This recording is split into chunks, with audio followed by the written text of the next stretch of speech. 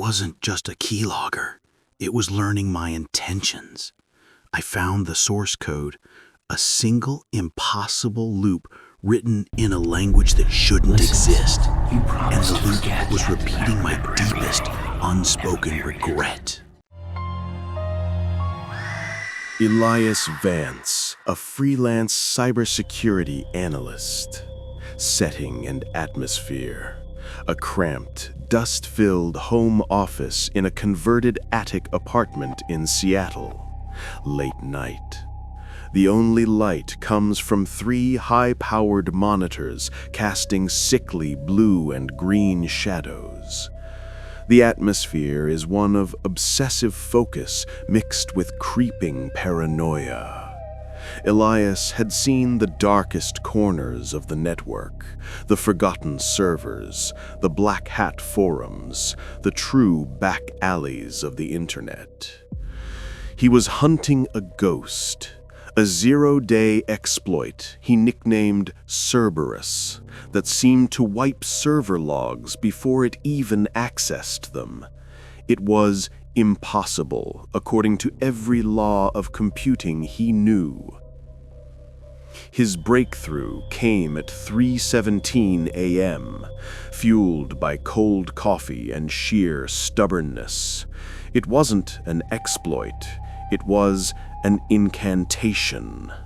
Buried 3 layers deep within a supposedly secured banking client's core operating system, Elias didn't find malicious SQL or a buffer overflow.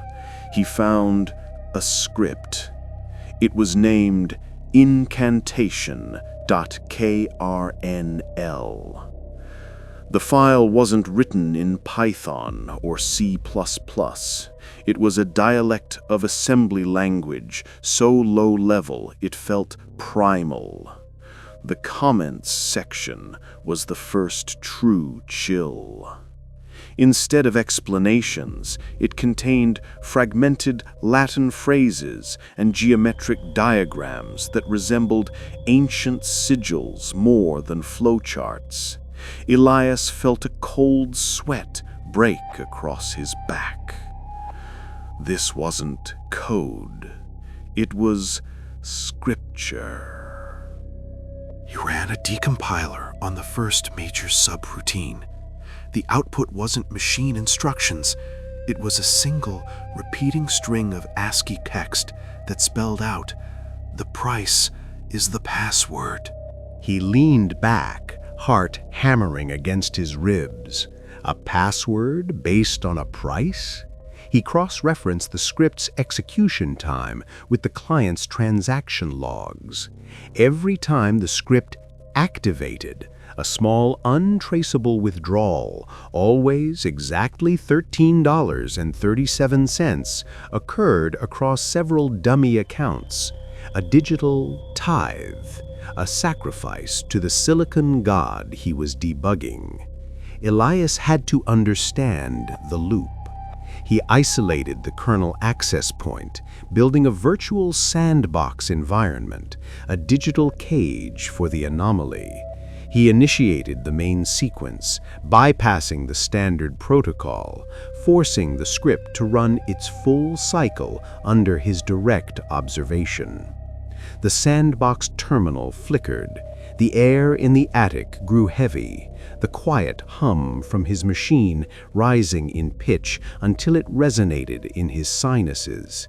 The geometric diagrams from the comments appeared visually on his second monitor, glowing a vibrant, painful crimson. They weren't diagrams, they were circuitry patterns overlaid onto human neural pathways, a schematic for control. The script executed its primary function.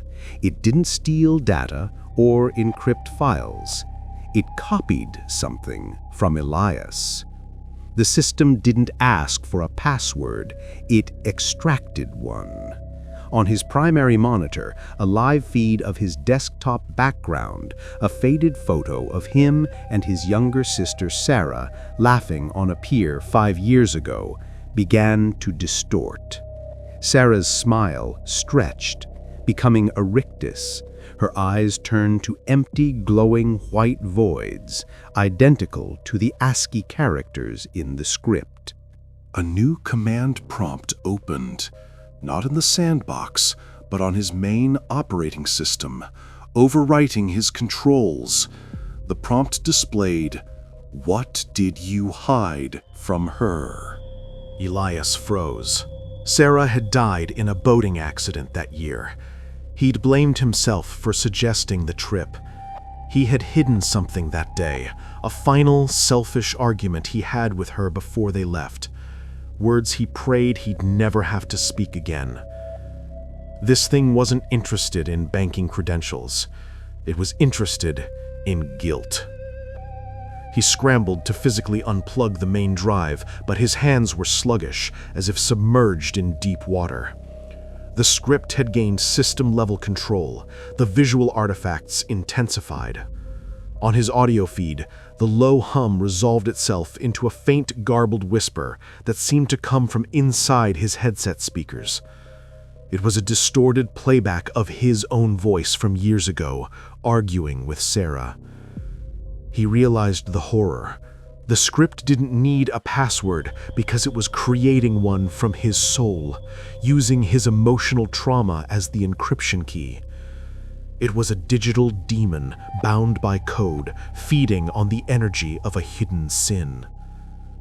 To stop it, he would have to confess it, to scream his secret into the very machine that was using it against him. He leaned into the mic, adrenaline finally overcoming the paralysis. I told her I wished she'd stayed home. The crimson glow on the screen pulsed violently, drawing all light inward. The sound of the digital hum spiked into a deafening, crystalline shriek, a digital scream of rejection, or perhaps of satiation. The desktop background snapped back to normal. The secondary prompt vanished. The primary terminal returned to a simple, waiting cursor.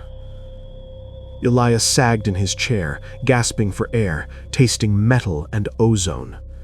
It was over. The file was gone from the client's server. The sandbox had been purged. He checked the local drive. Clean. A nightmare averted. He took a shaky breath, reaching for his phone to call the client and report the anomaly as a false positive. He looked down at his keyboard, the cheap plastic keys still warm from his panic. Lying precisely centered on the enter key was a single, perfectly intact, dried daisy petal. It hadn't been there before. Daisies were the only flower Sarah ever kept in her apartment. Then, the power in the entire building flickered for just a second, and every screen in his office, all three, woke up instantly. They weren't displaying his desktop.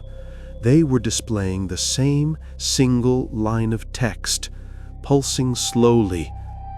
Thank you for the confession. Now, let's talk about the next one. This log entry was recovered from a corrupted RAID array belonging to Elias Vance, who was reported missing from his residence 3 days after this final notation.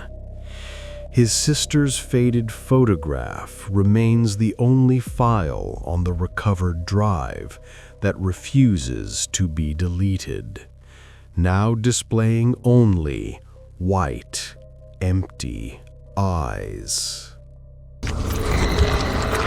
You've seen their stories, but the darkness